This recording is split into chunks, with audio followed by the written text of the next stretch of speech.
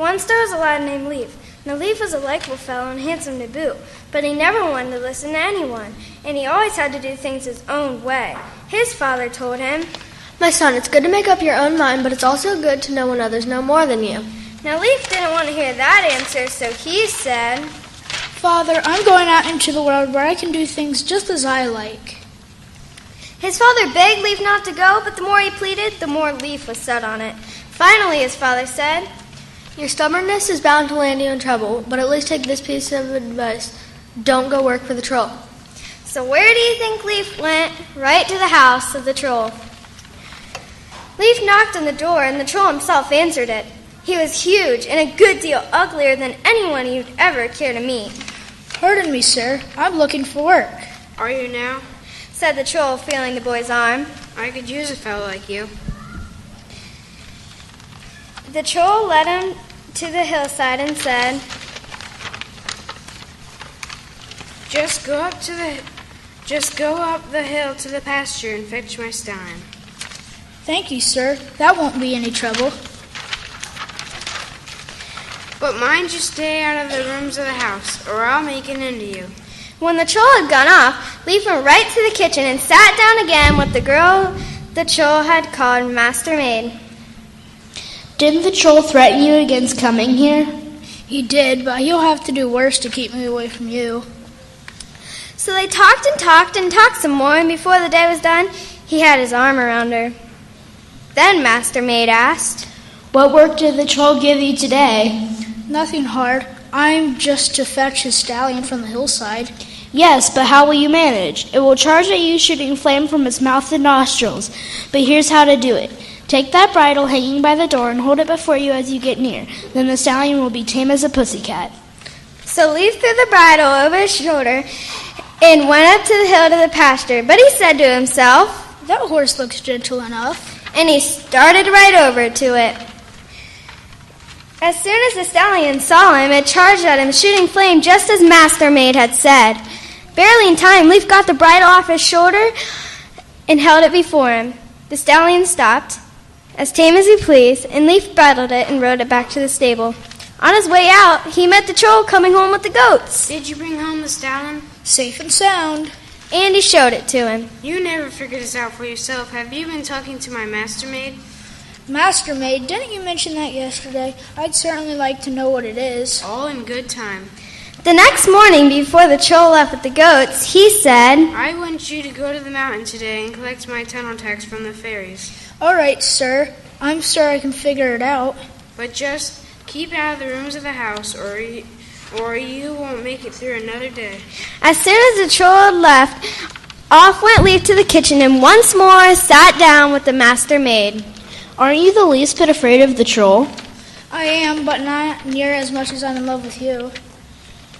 So they talked and talked and talked some more, and before the day was done, she gave him a nice big kiss.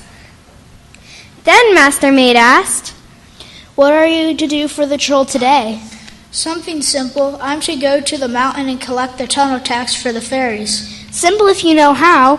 You're lucky I'm here to tell you. Take that club that's leaning against the wall and strike it against the mountain. The rock will open up, and a fairy will ask you how much you want. Be sure to say just as much as I can carry." So Leaf took the club to the mountain and struck it against the side. The rock split wide open, and out came one of the fairies. Through the crack, Leaf could see piles and piles of silver, gold, and gems. "I've come for the troll's tunnel tax." "How much do you want?" asked the fairy. Now Leaf figured it wouldn't hurt to ask for extra and keep some for himself, so he said, "As much as you can give me." As soon as he said it, silver, gold, and gems came streaming out of the mountain and piled up around him. In a few moments, he was nearly buried. But the treasure kept coming. "I've changed my mind, just as much as I can carry." The pile of treasure flew back into the mountain, and the fairy handed him a sack. As Leaf arrived back, he met the troll. "Did you collect my tax?" "Done and delivered." He opened the sack, and the silver, gold, and gems overflowed to the ground. "You never figured this out for yourself. Have you been talking with my master maid?" Master-maid, this is the third time you've spoken of it, sir. I wish I could see it for myself. It won't be long now. The next morning, the troll brought Leaf to the master-maid. Cut him up and throw him in the stew. Wake me when he's done. Then he lied down on the bench and started snoring. Master-maid took a butcher knife down from the wall. You wouldn't. Don't be silly. She pricked her little tip. She pricked the tip of her finger and squeezed 3 drops of blood into a 3-legged stool. Then she put some old rags, shoe soles in a stew pot, along with kitchen garbage and a couple dead rats, and some dung for good measure. Then she gathered a wooden cone, a lump of salt, and a flask of water. Quick, we must flee while we can. Are you sure we need to rush? But Master-maid pushed him out the door over to the stable. They saddled 2 mares and rode away at full gallop. Meanwhile, the troll was stirring from his sleep. Without opening his eyes, he called. Is he ready? The first drop of blood answered in Master-maid's voice. Tough as leather. So the troll went back to sleep. A little later, the troll awoke again and called. Is he cooked? The second drop of blood said. Still chewy. The troll went to sleep again. At last, the troll woke and called. Isn't he done yet? The third drop of blood said. Tender and juicy. Still half asleep, the troll stumbled over to the pot. He scooped up some stew in a wooden ladle and took a big mouthful.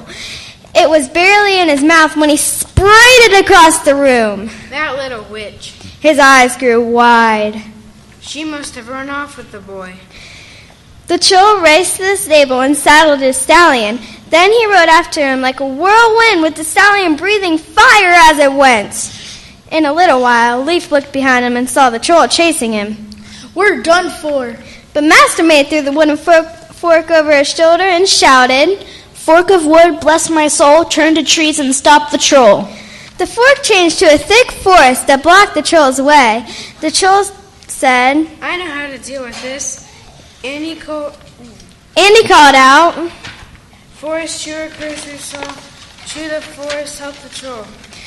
The forest chewer appeared out of nowhere and devoured the trees, making a path for the troll's horse. Leaf looked back again and saw the troll. We're lost. But Master-maid tossed a lump of salt behind her. Lump of salt, bless my soul, grow to mountain, stop the troll. The salt turned to a craggy mountain, and the troll again had to stop. I know how to handle this too. Mountain cruncher, cursor saw, crunch the mountain, help the troll. The mountain cruncher appeared and burrowed a tunnel straight through the mountain. Meanwhile, Leaf and Master-maid came to the sea, where they found a sailboat tied up. They left the horses, boarded the boat, and sailed far ashore. They were halfway across when the troll rowed up to the water. I can take care of this as well. Water sucker, cursor saw, suck the water, help the troll. The water sucker appeared and started drinking up the sea. Soon the boat was scraping bottom. It's the end of us. But Master-maid took out her flask. Drop of water, bless my soul, fill the sea and stop the troll. She poured overboard 1 single drop, and the drop of water filled the sea. Drink it up, drink it up. But not another drop could that water sucker drink. And Leaf and Master-maid landed safe on the other shore. It wasn't long again till Leaf and Master-maid got home, and not long till they had a wedding. But when the minister asked Master-maid if she'd love, honor, and obey him, Leaf told him, Never mind that. It's best if I obey her. and she did, which is why they lived happily ever after.